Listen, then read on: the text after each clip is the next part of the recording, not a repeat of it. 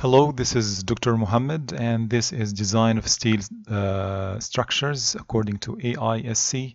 And today video I'm going to talk about the design philosophies, LRFD, Load Resistance Factor Design, and ASD.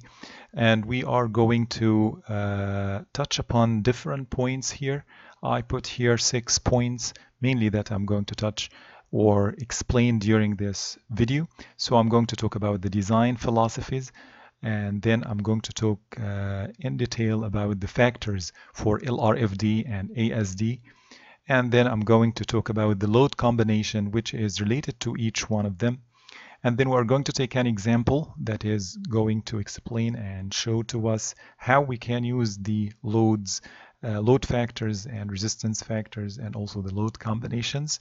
After that, we are going to make or hold a comparison of LRFD with ASD for a tension member, and we are going to find what is the difference between the two, which one is going to be more economical or provide more economical design.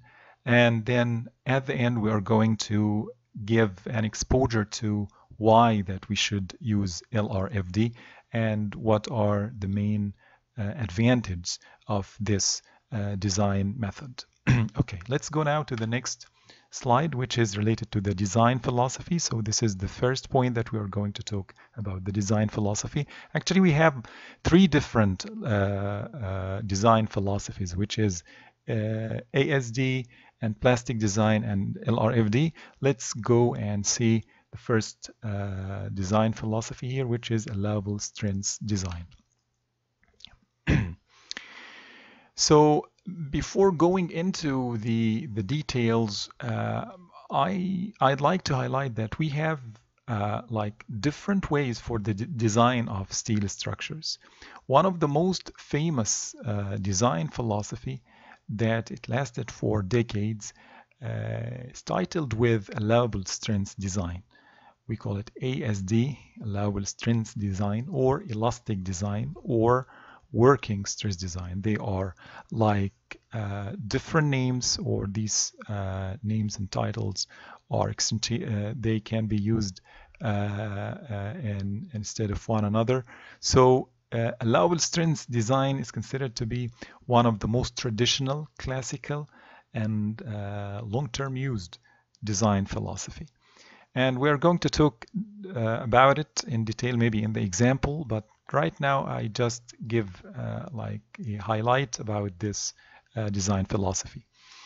In allowable strengths design, ASD, a member is selected that has cross-sectional properties such as area and moment of inertia. We have like the area and moment of inertia are the most important, two important characteristics of any section. So we are going to choose them first, and then they should fulfill this condition, which that they should or that are large enough to prevent maximum applied axial force, shear, or bending moment from exceeding an allowable or permissible value.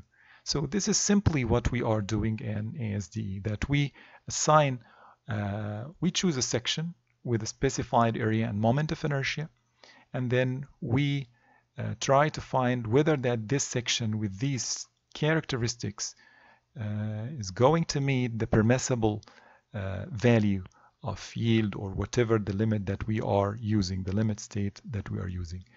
And this allowable value is obtained by dividing the nominal or theoretical strength by a factor of safety. Okay, so as you can see here, we are using what we call it a safety factor or factor of safety. So choosing the cross section, and then we are going to find what is the nominal or theoretical strength of it, and then we're going to use a factor of safety in order to check or to check that it is within the allowable value that we want. Okay. The required strengths in the design philosophy should be always less than or equal to the allowable strengths. Okay, so we have the required strengths, which is coming from the loads, and the allowable strengths, which is coming from the characteristics of the cross-section that we've chosen after obtaining this characteristics based on the selection. Then we need to compare these two components, the required strengths and the allowable strengths. Okay, what is the allowable strengths? As we have explained shortly, it is the nominal strengths. Nominal means the theoretical one.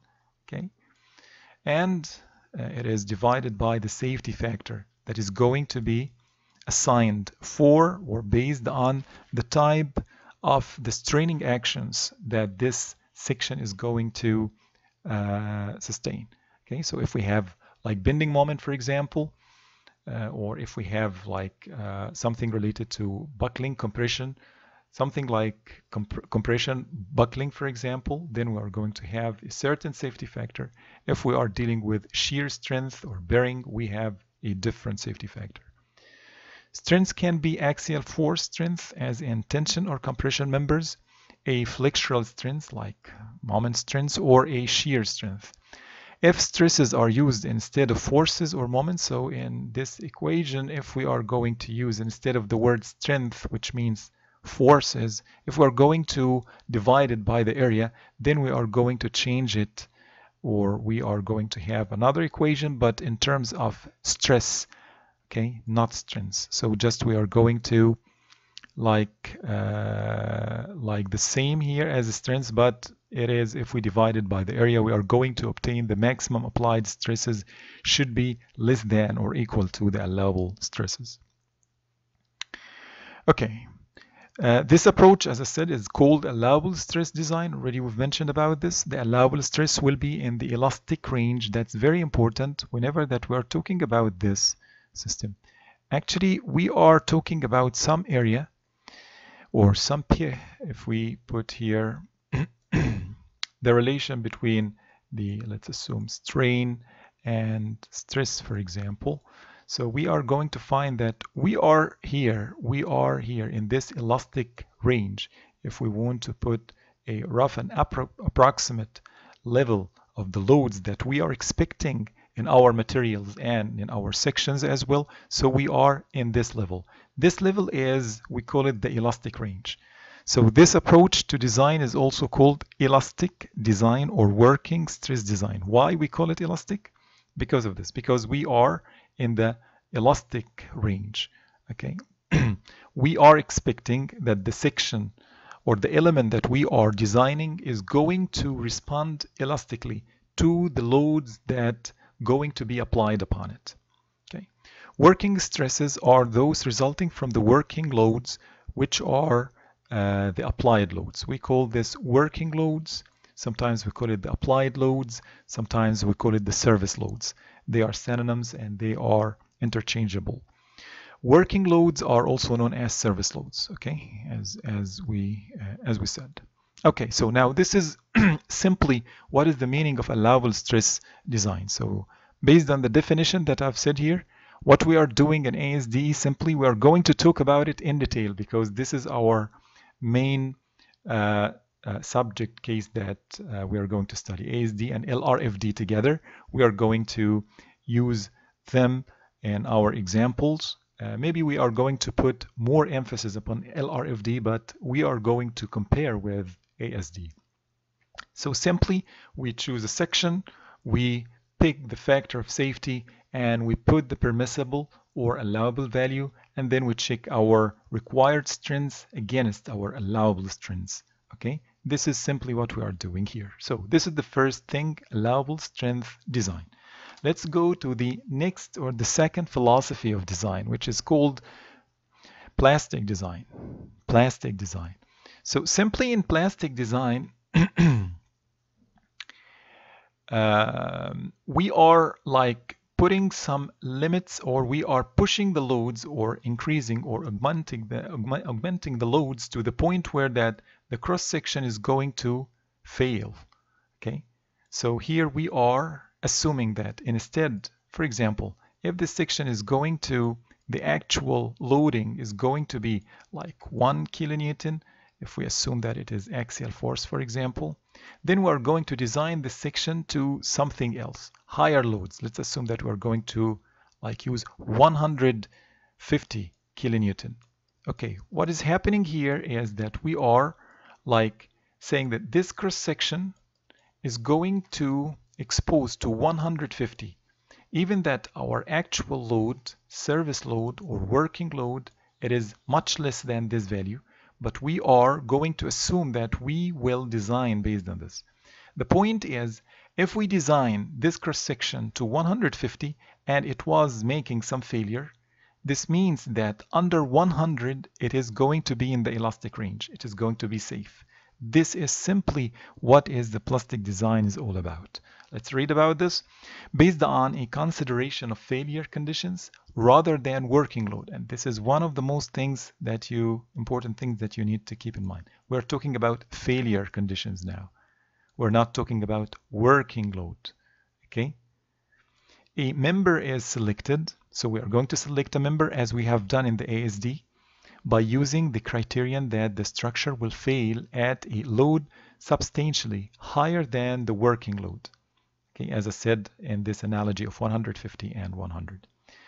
Failure in this context means either collapse or extremely large deformation. So note that it's not necessarily to be only collapse. It might happen that if there is a large deformation for a beam, for example, and there's large deformation, in this case, we are going to consider this as a failure mode.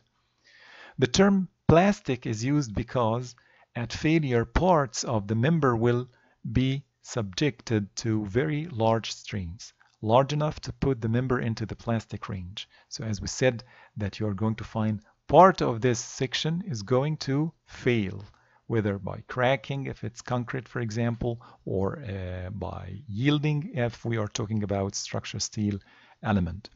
When the entire cross-section becomes plastic at enough locations, so if we say that all the cross-section is going to be like in the plastic range, then in this case, plastic hinges will form at those locations, creating a collapse mechanism. So this means that if we have a beam, for example, okay, we have a column here and here, and then at this location, if we say that there is like plastic hinge is going to take place when the entire section is going to be under plasticity or going to be in the plastic range, then this means that this beam is not going to work anymore and failure would take place at the ends of this beam. So we say that collapse mechanism will take place. As the actual loads will be less than the failure loads by a factor of safety. That's right, because we were talking about here 150 and 100 here, so we have a factor of safety of 1.5, for example. So known as the load factor. We call this as the load factor. We call this as the load factor. Members designed this way are safe, okay, despite being designed based on what happens at failure. As I said, we are dealing or we are assuming that we have higher loads, however that our actual and working load is not like this. So we are designing our cross-section based on these higher loads, and we are saying that our working loads are going to be safe, or our section will be safe under this working loads. So what is the steps, the design procedure for this plastic design? So the design procedure is roughly, we can put it here. Step 1, we multiply the working loads, which is we call it the service loads, as we said, by the load factor to obtain the failure loads. So if we have 100, okay, then multiply it by a load factor, which is going to be designated for each case, and then we are going to obtain the failure loads. After that, determine the cross-section properties needed to resist failure under these loads. A member with these properties is said to have sufficient strength and would be at the verge of failure when subjected to the factored loads. So you are going to choose, if I'm talking about 150 here, the cross-section that I'm going to use, supposedly its nominal strength supposedly to be around 150 or 160, for example, or even 140 if you want. So at the end, this cross-section is going to be at the verge of failure when subjected to the factored loads.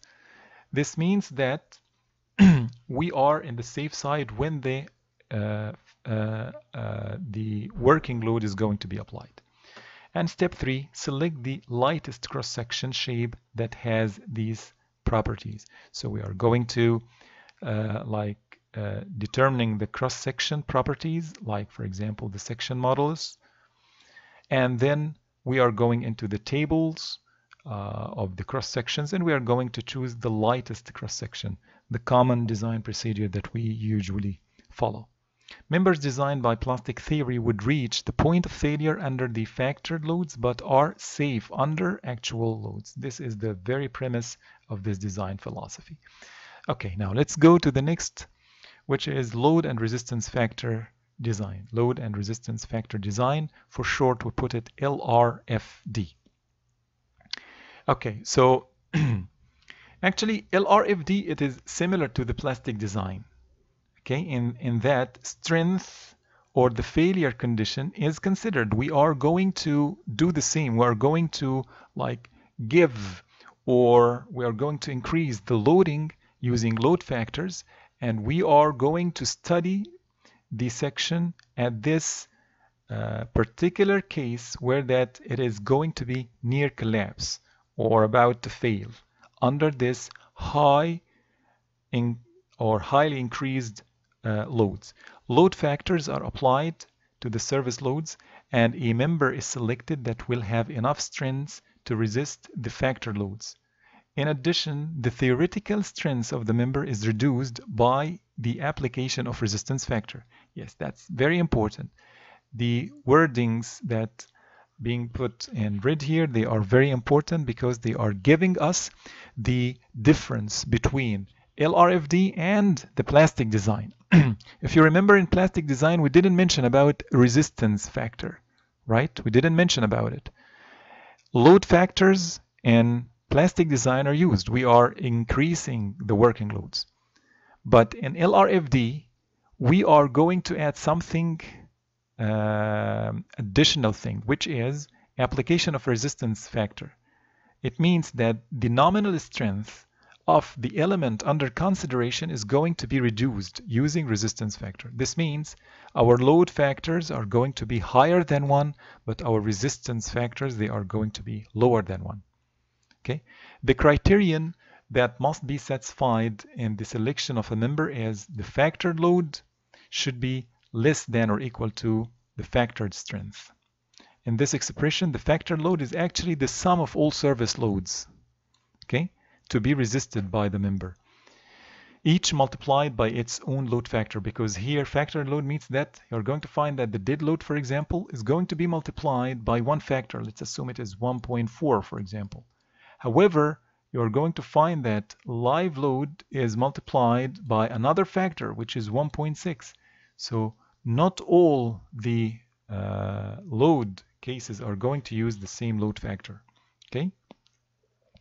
For example, dead loads will have load factors that are different from those for live loads. As I said, the factor strength is the theoretical strength multiplied by a resistance factor.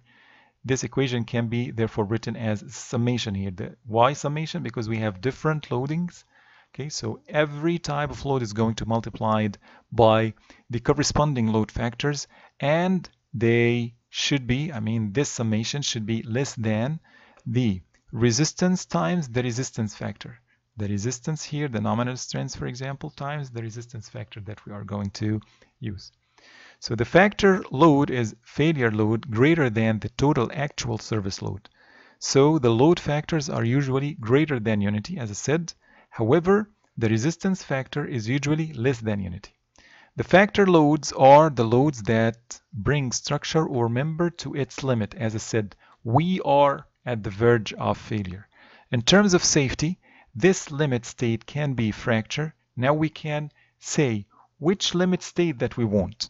Okay, it could be fracture, yielding, buckling, and the factored resistance is the useful strength of the member reduced from the theoretical value by the resistance factor, which we said it should be less than 1. The limit state can also be one of the serviceability, such as maximum acceptable deflection. Okay, so now you can understand that there is difference between the three philosophies. In ASD, let's go back here. In ASD, we do not do anything, or we do not use any factor loads. Just we choose the section that is going to be in comparison with the loading. It should always have required strength should be always less than or equal to allowable strength. We didn't apply any load factors. We didn't apply any resistance factors. In plastic design, we are increasing the loads using something called load factors. Okay, so we're going to use load factors as we mentioned here. And we didn't mention about resistance factors. We didn't decrease, or we are not decreasing the strength or resistance of the element. However, in LRFD, we are using two things: load factors and resistance factor. Okay, that's the main big differences between the three design philosophies. Okay, the three design philosophies. What is the pros and cons of each one? We are going to touch upon this point, and maybe at the last slides of this video. Okay. Now let's go to the next. Okay, so now we are going to talk about the factors for LRFD and ASD and load combination, because we are going to find that we have different load combinations for LRFD and for ASD. Okay. Now let's go to the load factors, resistance and resistance factors. This is for LRFD. So in general, the equation that we should always fulfill, as we have explained in the previous slides, that the summation of the load factor times the load effect, whether it is the force or moment, the summation here should always be less than or equal to the resistance factor, which is, we call it, this is phi or phi, resistance factor, times Rn. This Rn, it is the nominal resistance or strength of the component under consideration. Okay, so Rn is the nominal. N stands for nominal. So this is our main equation that we need to fulfill. Okay, so the factored resistance phi Rn is called the design strength. We call this term here, we call it what? The design strength. The summation on the left side, which is this one, is over the total number of load effects, including but not limited to, we are going to include here, as we said, dead load, live load. If we have other additional loads, we are going to put it with us. Okay. Not only can each load effect have a different load factor, but also the value of the load factor for a particular load effect will depend on the combination of loads under consideration. We're going to see about this. This means that, as I said, maybe dead load would have a load factor of 1.4. Live load is going to have a factor of 1.6. But we can find another load combination, as I'm going to let you see here. So, for example, this is 1.4 for dead load, right? And for live load, for example, 1.6 here. But you're going to find also that for dead load, it is multiplied here by 1.4, but in other combination, it is multiplied by 1.2. And in other combinations, it is multiplied by 0.9. So this means that we have a full control of the load factor, not only for the type of loading, but also for the combination under consideration that we are using. Okay, so this is one of the great merits and one of the great advantages of LRFD over ASD and plastic design, that we can control the load factors based on the type of loading and at the same time the type of combination that we are studying. Okay, now from this we can say Ru, which is the ultimate, we call it the required strength. So in the left hand side, this is what we call it the required strength, which is the sum of factored load effects, and in the right hand side we call it the design strength. Okay, so we have required strength, So remember, Will, now we have two things that you need to remember. We have required strengths and we have the design strengths. Okay, so this is what we should always fulfill under load and resistance factor design. And from here comes LRFD. So we call LRFD, load resistance factor design. This is load factors and resistance factors. So load and resistance factor design. Okay, because we have load factors, which is related to the loading. We have resistance factors, which is related to the nominal strengths. Then we call this LRFD, load resistance factors design. Okay. Okay. Now, what is or what are the load combinations for LRFD? Okay. So we understood now that we have an equation that we should fulfill, but in the same time, the left-hand side, which are the combination, or which is the summation of the combination, or the load factors times the load type under consideration, it should have a specific load combination that should be investigated, and maybe we can set different load combinations. So here you're going to find in section B2 of the ASIC or AISC specification requires that the load factors and load combinations given in ASC 7. So you are going to find that in ASC 7 you are going to find that these load combinations are addressed in detail. Okay, and if you are going to design according to AISC, this means that you need to design based on these load combinations. These load factors and load combinations are based on extensive statistical studies. Maybe you would like to ask that from where we got these load factors here. Actually, this is based on extensive statistical studies. Okay, so we can conclude with the 7 combinations here. So we are going to find from 1 to 7. So for example, 1, it is 1.4 times dead load plus F. F here, it is load due to fluids with well-defined pressures and maximum heights. Okay, this is F here. T, it is related to the self-straining forces. And like LR, it is roof, live load. S, it is the snow load. And R, it is the rain load. Okay, so these are the E, it is earthquake. And W, it is the wind. Okay, if you are going to see H here, it is load due to lateral earth pressure, groundwater pressure, or pressure of bulk materials. Okay, so these are the main abbreviations here, or the loadings that are involved, or the loadings that involved in these combinations. So we have 1.4 dead plus F, 1.2 dead plus F plus T, and plus 1.6 L plus H plus 0.5 LR or S or R. So we have like different combinations here that we need to take care. And the remaining like this. The only thing that I want you to highlight here, it is, as I said, here this is 1.2 dead load, here it is 0.9 dead load, here it is 1.4. You're going to find that the loading factors are different. Similar here, you are going to find, for example, LR here. Let's erase this.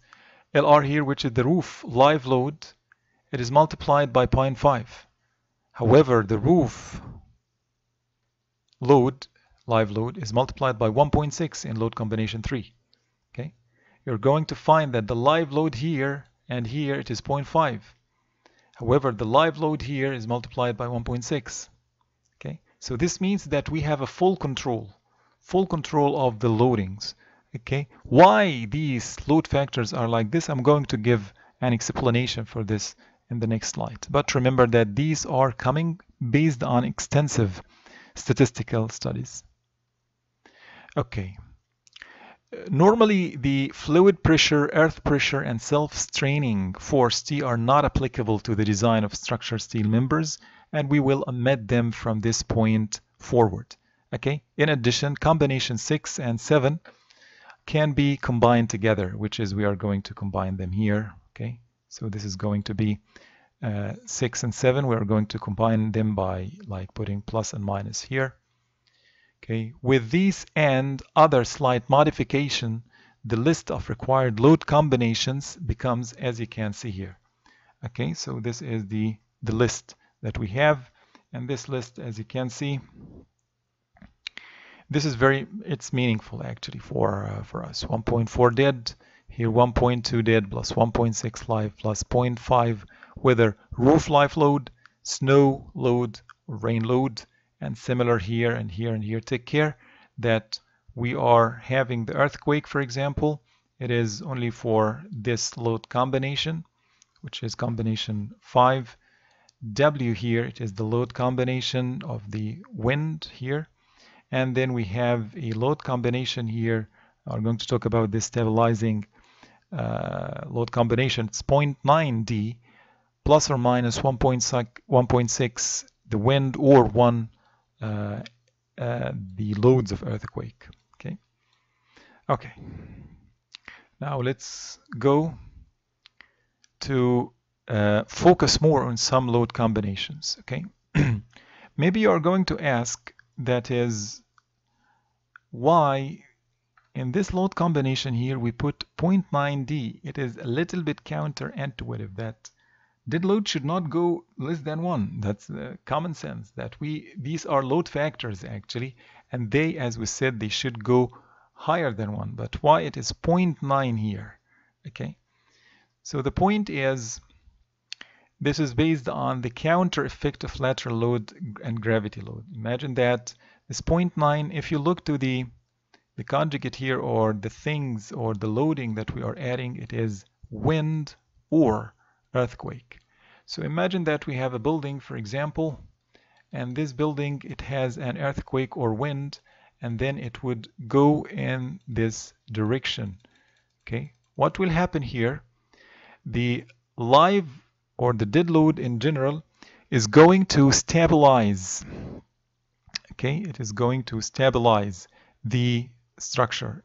It would try to bring it back here. However, the wind, if we have the wind, for example, it tries to overturn it. So whenever the dead load is going to make a stabilizing role, then we use this net loading, which means that it is like as if not all the dead load would work. Okay, so that's what we put it here. The combination 5 and 6 account for possibility of the dead load and wind or earthquake load counteracting each other, as I've explained here. For example, in combination 6, the net load effect could be the difference between 0.9D and 1.6 W, which is the wind load if the wind load is being applied, or between the 0.9D and the earthquake if the earthquake is going to be applied.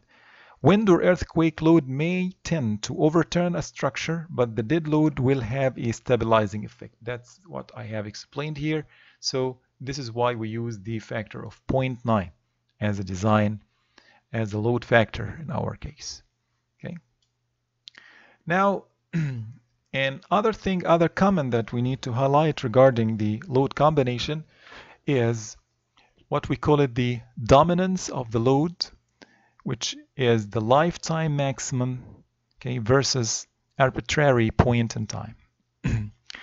When you look to some load combinations, you are going to find, as I have mentioned before, that, for example, here the roof live load is 0.5. However, here it is 1.6.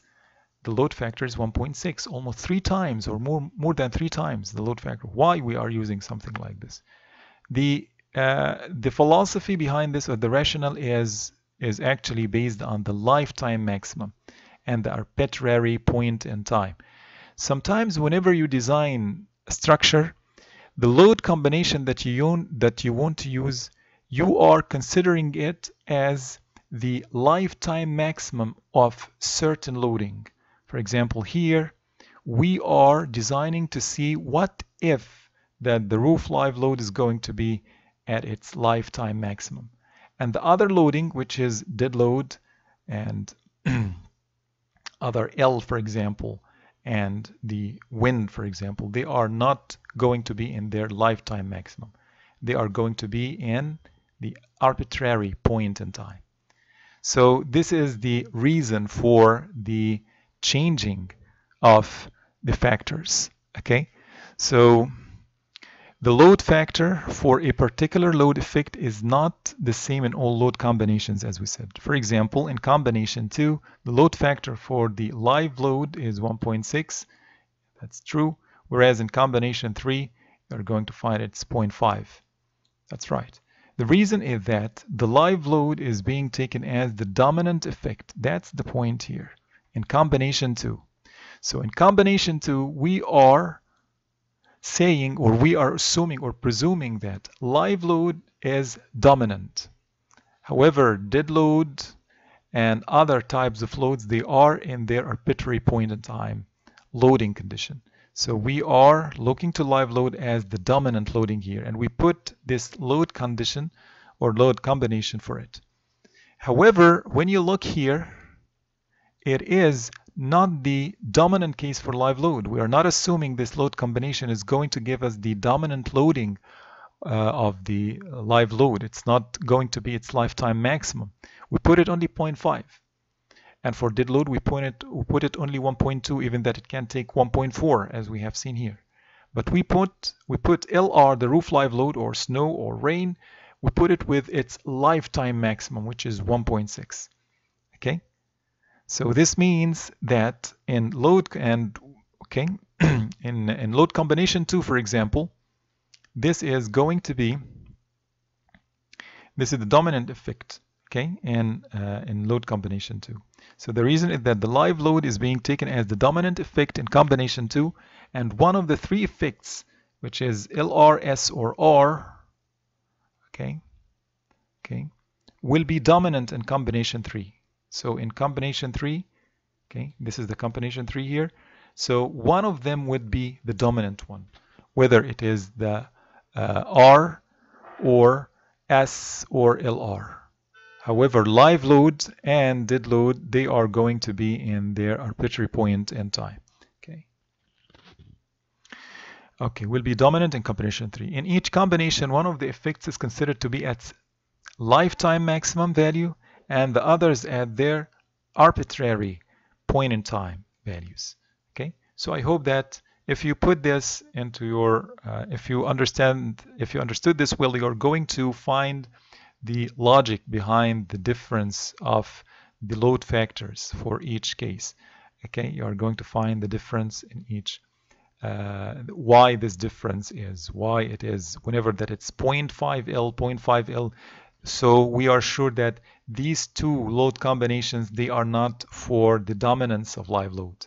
We should think about something else. We can check here and found that 1.6 wind load, for example, it's the highest. If you compare wind with other values, it is going to be like here also 1.6 wind, and here we have 0.8 wind, right?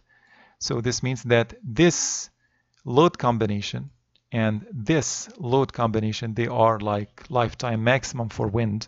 However, this load combination, which is load combination 3, it is an arbitrary point in time load condition. Okay, so now we can understand the meaning of the values of these load factors and why they are changing. Okay.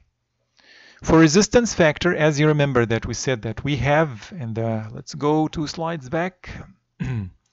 We have like, yes, here we have, this is the required strengths, and we have load factors. On the right hand side, we have the design strengths, and we have resistance factor. Then we need to know what are the resistance factors that we are going to use. So the resistance factors is going to be 0.9 or 0.75. Okay, it depends on the straining actions that is the section is going to be exposed to. So if we have yielding or compression buckling, for example, yielding or compression buckling limit states, then the resistance factor is going to be 0.9. This means that we are going to reduce the strength of the materials by 10%. But if we have rupture or fracture limit state, like for example shear stresses.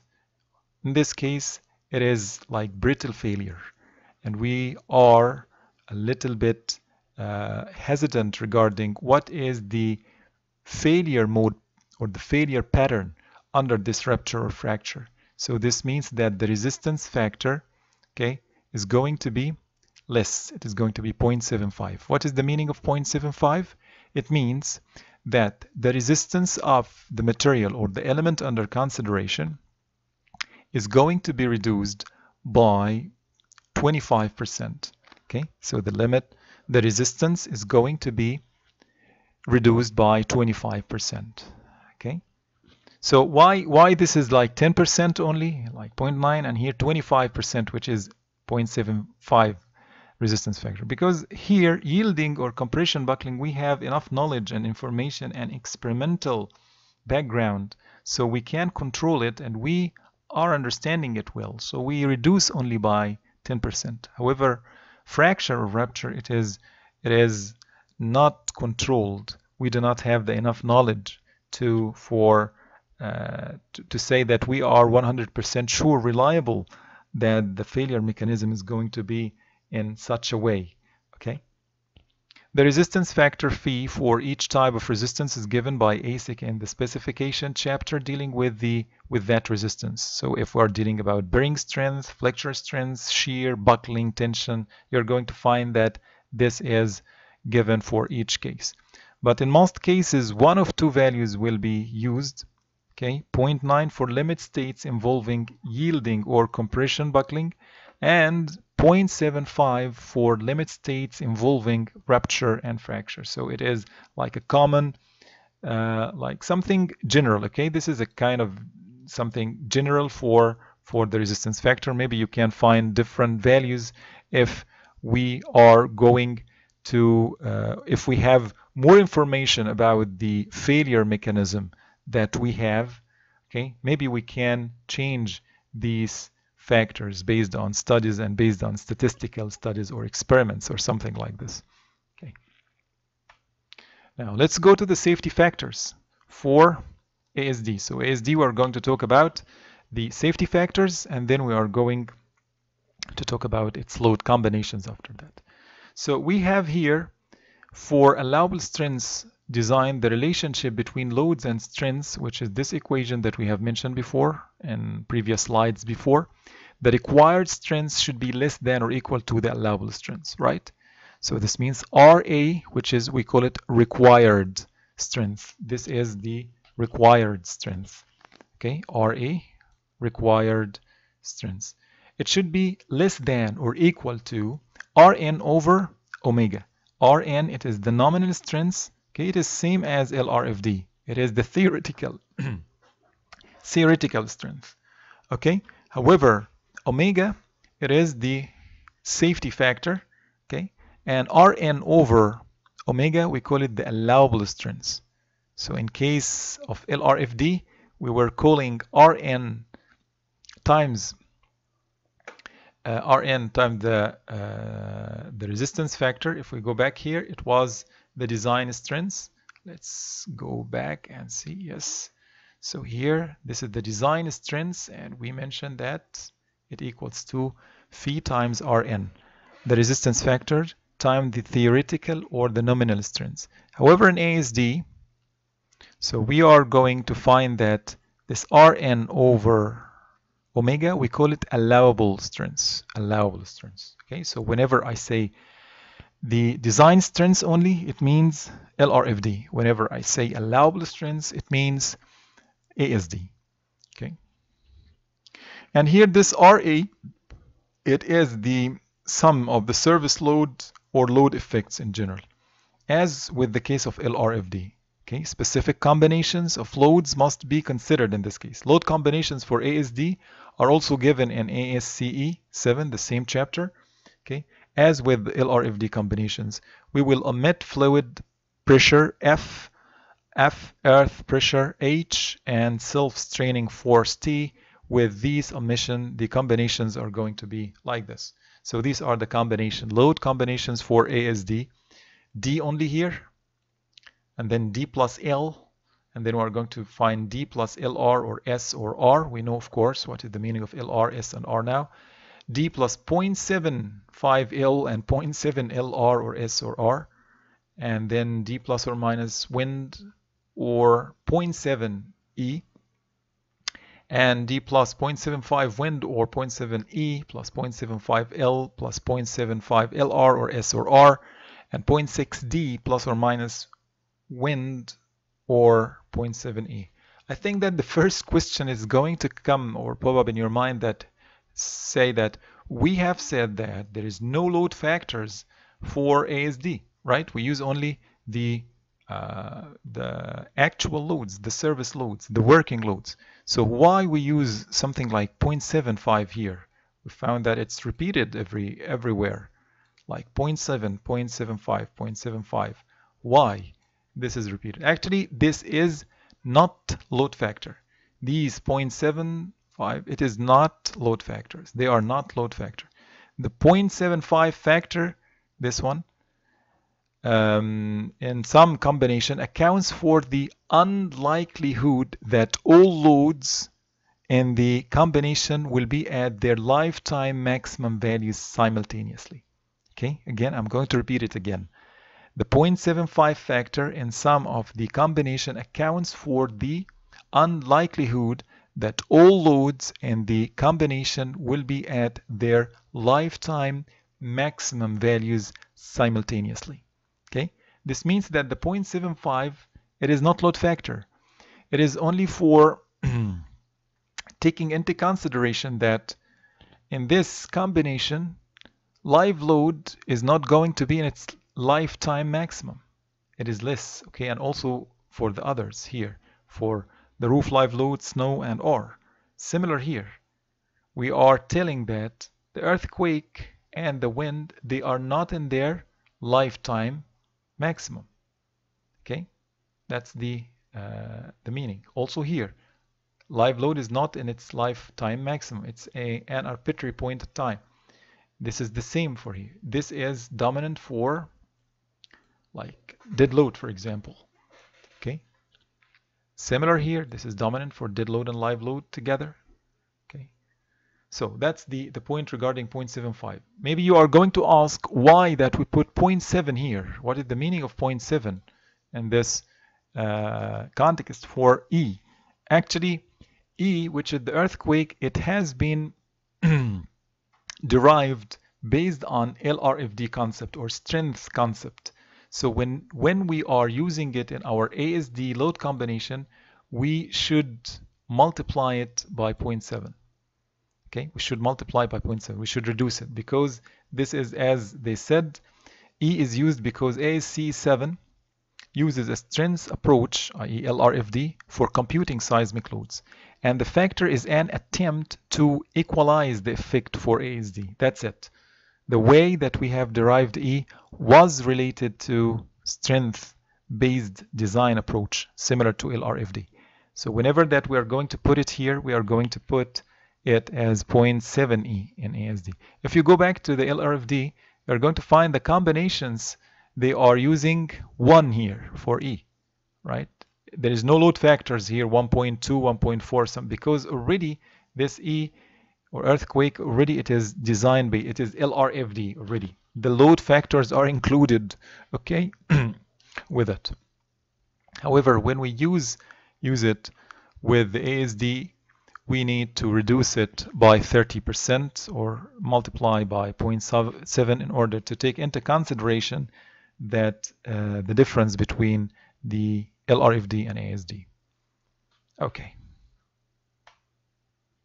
Now the safety factors that is going to be used for ASD is going to be similar also, as we said, we have like two main common like limit states we usually use. It is commonly used. Yielding or compression buckling limit states, and here the safety factor is going to be 1.67. However, rupture or fracture limit states, and the safety factor here is going to be 2. Okay, so we have these two main limit states and the corresponding safety factors, 1.67 and 1.67 and 2. It is similar to the in the case of the LRFD for resistance factor, we said that it's 0.9 or 0.75. Okay. Now let's have an example to see how we can apply what we have learned up till now regarding the load combinations. Okay, so now this example, we have a column which is a compression member in the upper story of a building is subjected to the following loads. We have dead load 109 kips and floor live load 46, roof live load 19, snow 20 kips. So we need to determine the following. Determine the controlling load combination for LRFD and the corresponding factor load. The controlling load combination means that the load combination that is going to give the maximum load. And B, if the resistance factor is 0.9, so it is given here for us. Resistance factor is given for us, 0.9. What is the required nominal strength? Okay, we are going to, like reverse engineering, we are going to give you the loads and we are going to give you the resistance factor, and you need to bring the nominal strength.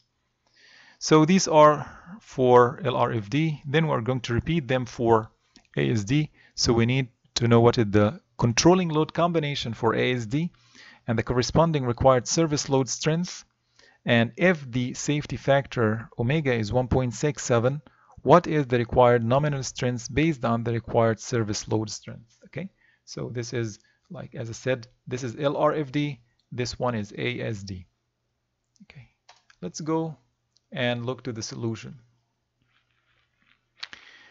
Even though a load may not be acting directly on a member, it will still cause a load effect on the member. This is true for both snow and roof live load, because maybe here you are going to ask, there is snow and roof live load.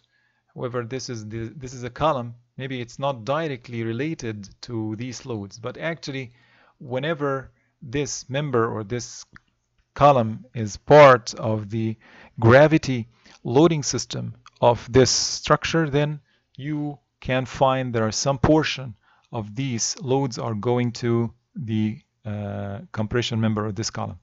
For example, we do not find wind here because maybe this column is not designed for wind lateral resisting system. Okay, so whenever be sure that the set of load cases already they are related to the component or element under consideration. Okay, the controlling load combination is the one that produces the largest factor load. As we said, we evaluate each expression that involves dead load, live load resulting from equipment and occupancy, L, roof live load LR, and snow, which is S. Okay, now let's go and see for LRFD.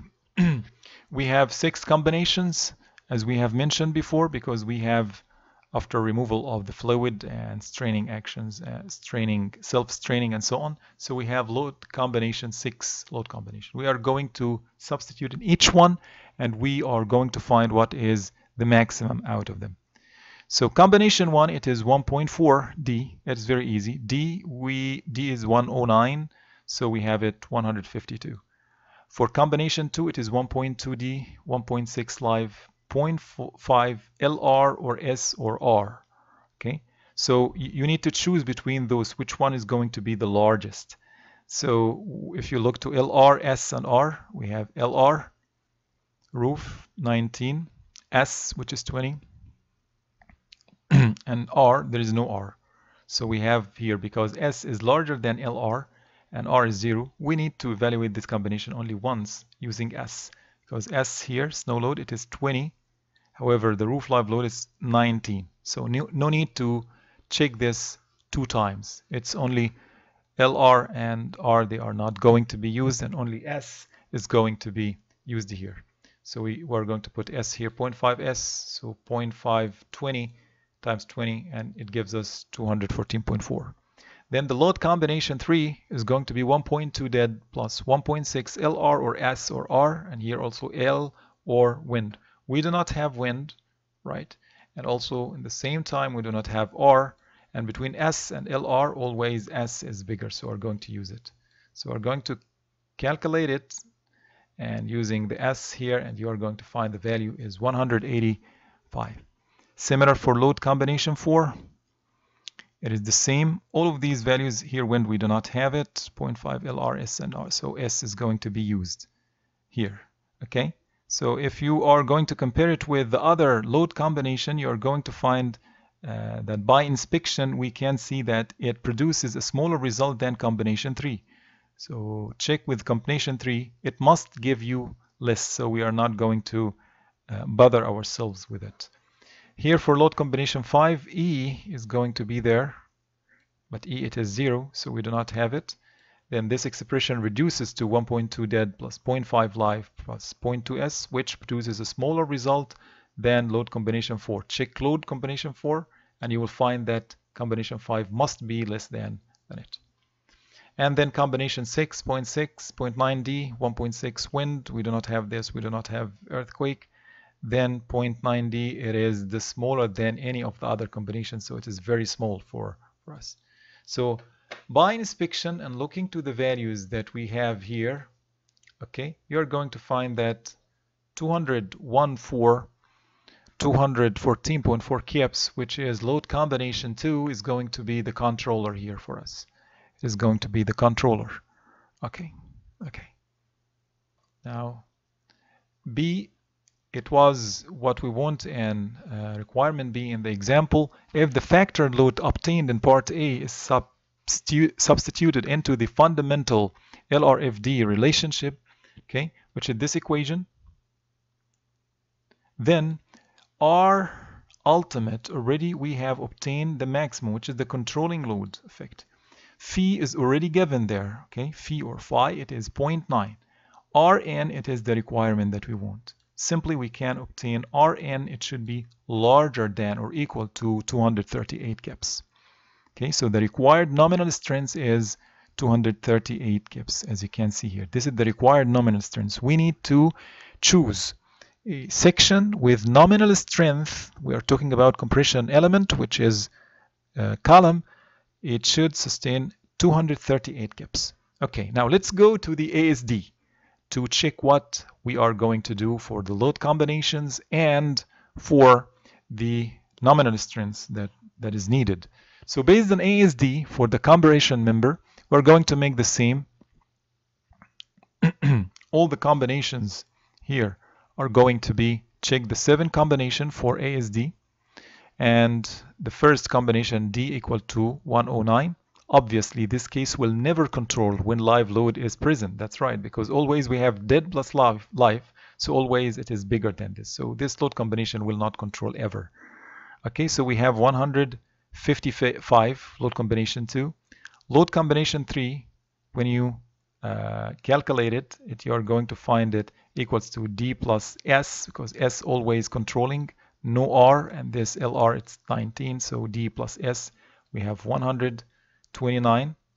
And then load combination 4, you are going to follow the same, and you are going to find that it is giving us 158.5. Also combination 5, you can substitute, we don't have wind, earthquake, then this must be very small, no need to calculate it. Combination 6, you are going to be equal to combination 4. If you calculate it, you are going to find that after omission of wind and earthquake, it is going to be similar to combination 4. So already we have it is the same. Okay. So because W and E are 0, this expression reduces to combination 4. They are the same. And combination 7.6, we do not have W and E. It is going to be 0.6 D, which is very small. No need to think about it. So we are going to choose between these 3 values here, this one and this one. So definitely combination 4 is going to be the controller for this with 158.5 kips. This is the required service load strength. This is the required. This is coming from the loading. This is the maximum load that could be produced from the load cases given in the example. Then let's go to the next part, which is D part. from the ASD relationship, we want to know what is the nominal strength that is needed. So as you can see here, okay, RA, the allowable, the actual should be less than or equal to Rn over the safety factor. So safety factor is given already 1.67. It has been given for us. And this RA already we have calculated in the previous slide. Then Rn should always be larger than or equal to 265 kips. Okay, so this is the nominal strength based on ASD. Look to this one, 265. Let's go back to LRFD. It was 238. This means what? That LRFD is providing more economical cross-section compared to the ASD. Okay, this is why. What is the reason for this? Because the nominal strength required for LRFD, it is 238. However, here it is, as you can see, 265. Okay, so based on this, we can say that the nominal strength required by LRFD is less than the ASD for this specific case. Okay. Another thing which is also important, which is the load combination. Look here, what is the load combination that was controlling here? Let's go back. Okay, here. So here, load combination number 2 for LRFD, it was load combination number 2. However, here, load combination number 4 for ASD, load combination number 4 is the controller. Okay, so this means that you are not sure whether that the load combination, one load combination, for example, in LRFD was the controlling one. So it is not necessarily be the case. It will be the same for ASD. You need to check every set of combination, whether for LRFD or ASD. Okay, and you need to check which one is going to give you the maximum load. And based on our comparison, we found that the nominal strength based on LRFD is less than the one required by the LRFD. Okay. Now let's go to the comparison of LRFD with ASD for a tension member. This is an important comparison because based on it we are going to give a judgment, a kind of judgment for the LRFD and ASD design philosophy. Okay, so let's talk about this relationship between resistance factor and safety factor. Okay, so first of all, we can say that the relation between resistance factor and safety factor is given by this. We claim that there is a relation between the two design philosophies, relation between the safety factor of the ASD and the resistance factor of the LRFD. Okay, we say that this relation is, as you can see here, the safety factor equals to 1.5 over phi. Okay, for reasons that will be discussed later, this relationship will produce similar designs for LRFD and ASD. You are going to be surprised that this is actually based on the calibration when they introduced LRFD for the first time in 80s. We're going to talk about this later, but anyway, this is the relation that you are going to find for the safety factor of ASD and the resistance factor. Let's read this comment because it's important.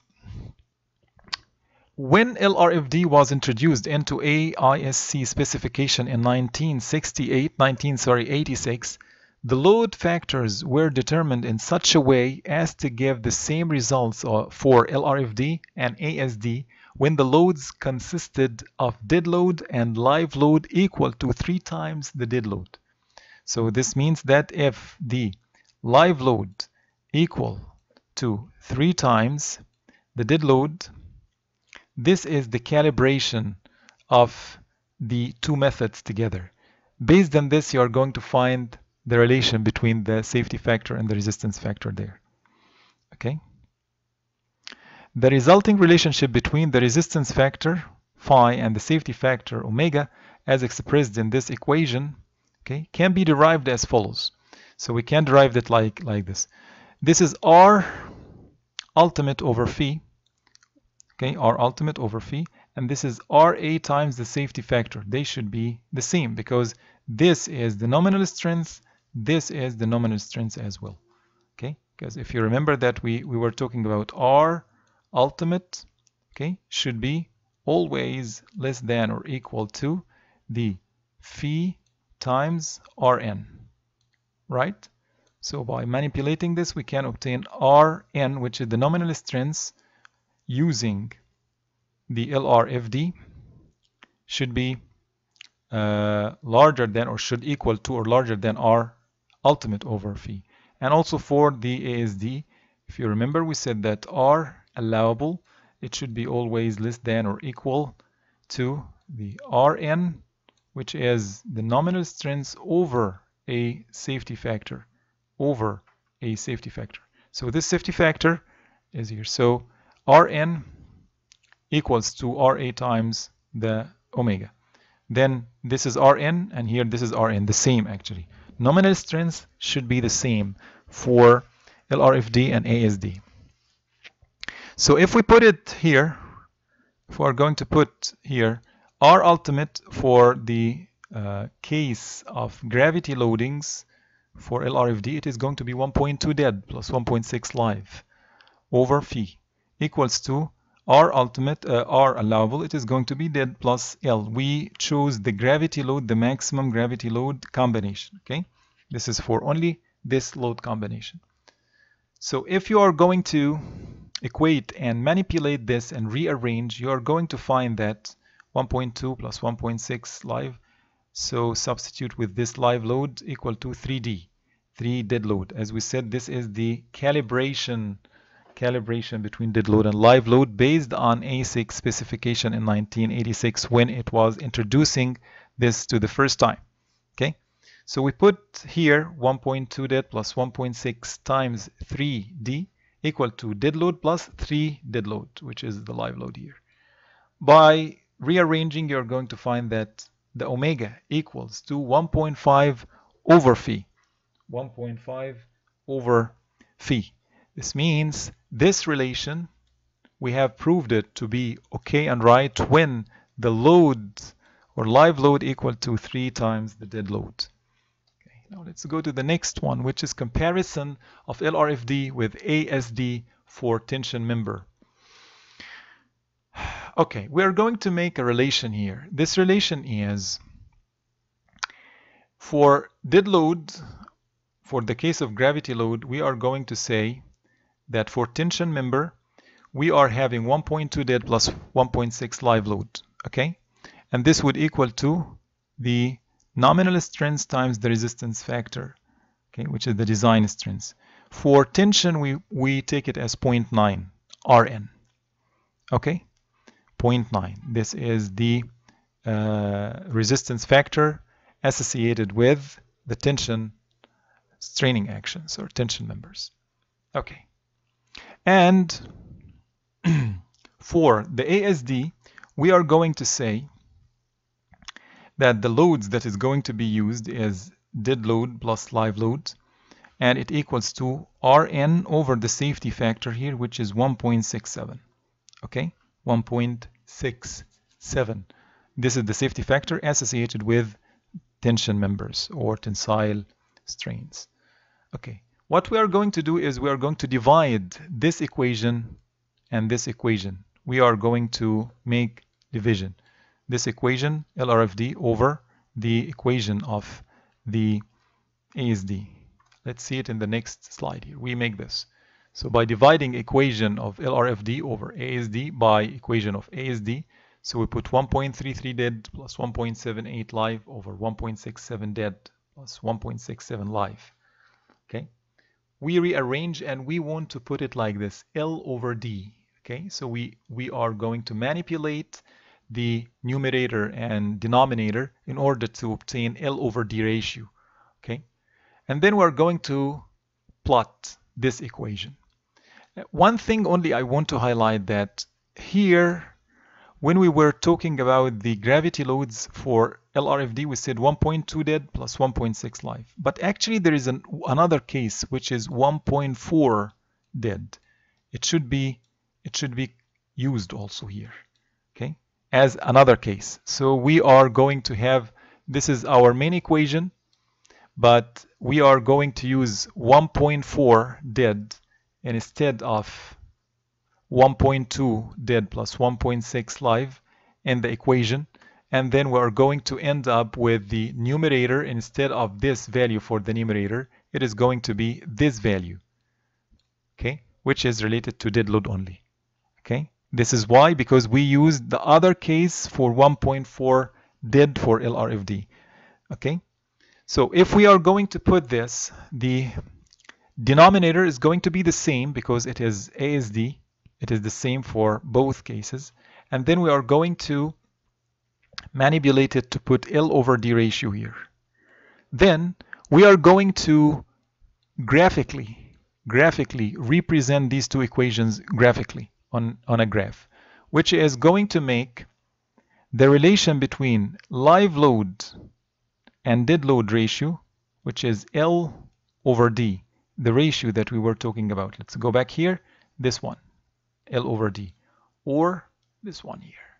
Okay, so this is the horizontal axis, and the vertical axis is going to be LRFD over ASD, or LRFD over ASD for the case of 1.4 dead. So we can say this is the equation. We have two equations. One equation for coming from 1.2 dead plus 1.6 life, and one equation coming from 1.4 dead only.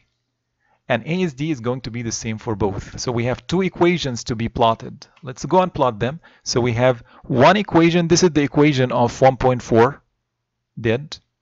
And we have the other equation, which is this solid curve here, which is the curve coming from the equation of LRFD, which is 1.2 dead plus 1.6 live. Okay, so now what is the point here?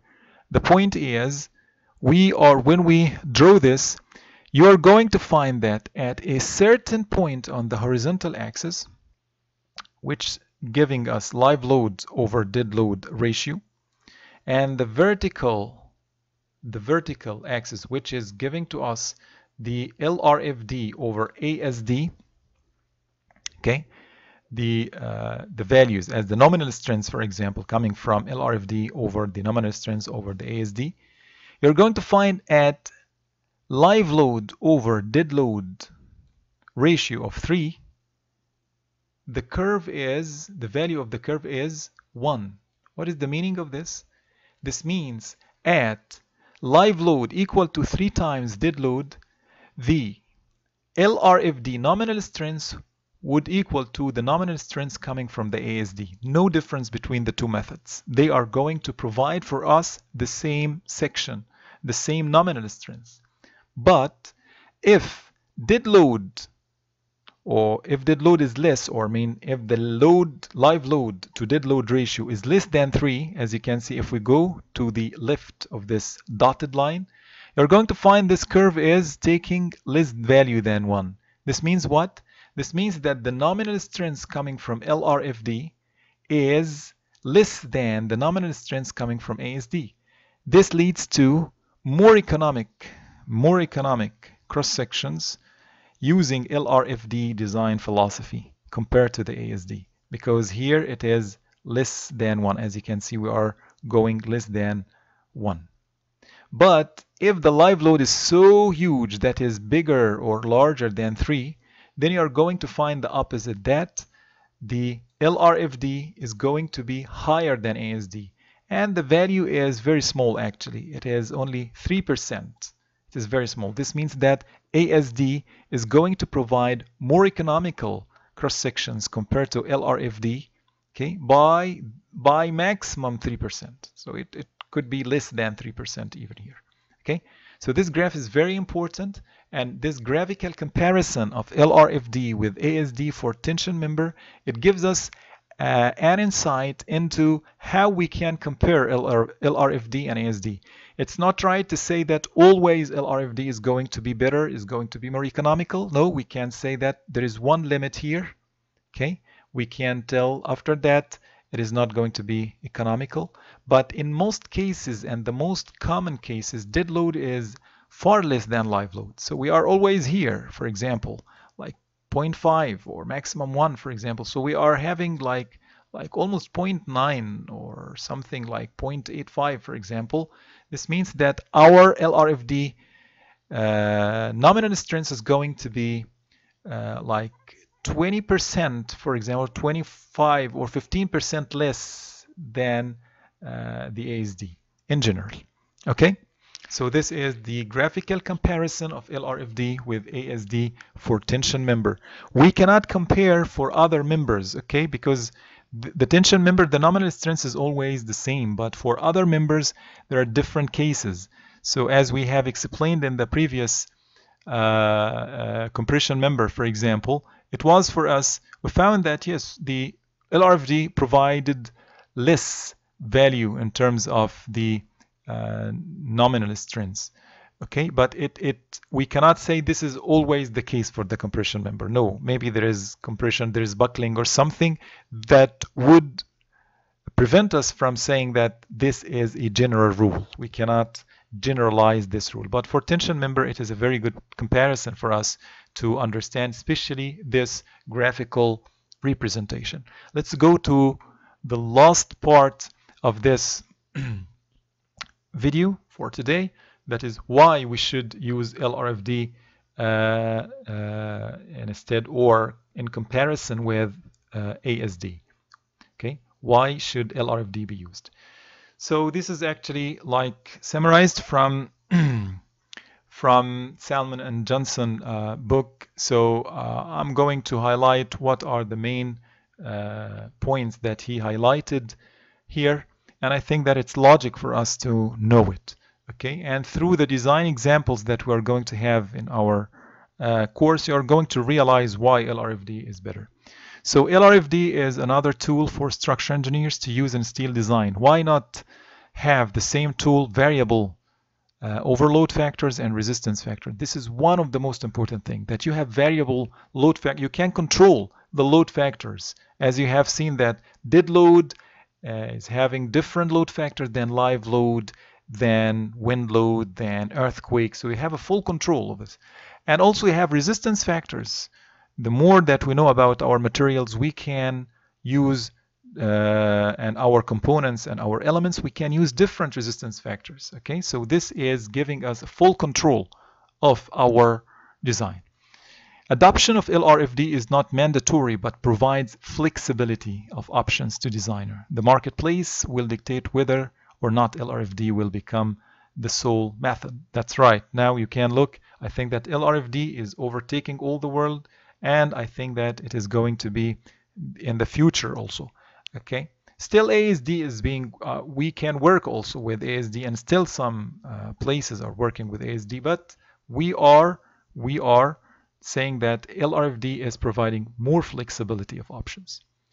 Number 3, ASD is an approximate way to account for what LRFD does in a more rational way.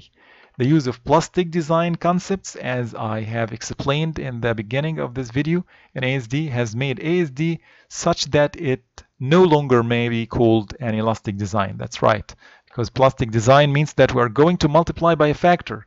But the problem with the plastic design, as we have mentioned before, that it does not distinguish between the load factors for different load cases, like dead load and live load and so on. It's only we are multiplying the service loads by one load factor, and that's it. Number 4, the rationality of LRFD has always been attractive and becomes an incentive, permitting the better and more economical, that's right, which is the key word here, more economical, okay, use of material for some load combinations and structural configurations. It will also likely lead to having safer structures. Okay, so this is also another thing that we can consider for LRFD. Number 5, using multiple load factor combinations should lead to economy. We are now repeating the word economy whenever it comes to LRFD, because by far we are not going to get more economical section using ASD more than 3%, as we have seen in the tension, at least in the tension members only. Okay, but other cases we may have, but it might be rare. Okay, Okay, LRFD will facilitate the input of new information on loads and load variations as such information becomes available. Considerable knowledge of the resistance of steel structure is available. On the other hand, our knowledge of loads and their variation is much less. Separating loading from resistance allows one to be changed without the other if that should be desired. That's one of the powerful tool actually for LRFD, that it gives us a full control of two different entities. One is related to the resistance of the steel materials or steel structure, and the other one is related to the loading condition. The steel structure, okay, or the steel materials, already we know about this, but the loading combination and the loading conditions, we still are in the phase of collecting and having more knowledge about it. So if we have more knowledge and we have reliable knowledge, why not we can change the load factors? So having different load factors and resistance factors would give us more flexibility to design and in our design. Changes in overload factors and resistance factor are much easier to make than the change of the allowable stress in ASD. Number 8, LRFD makes design in all materials more compatible. The variability of loads is actually unrelated to the material used in the design. As we said, future specifications not in the limit states format for any material will put that material at a disadvantage in design. That's true. LRFD provides the framework to handle unusual loads that may not be covered in the specification. The design may have uncertainty relating to the resistance of the structure, in which case the resistance factors may be modified. That's very important, as we said before. We can modify it. On the other hand, the uncertainty may relate to the loads and different overloaded factors may be used. That's true. I want to finish and wrap up actually.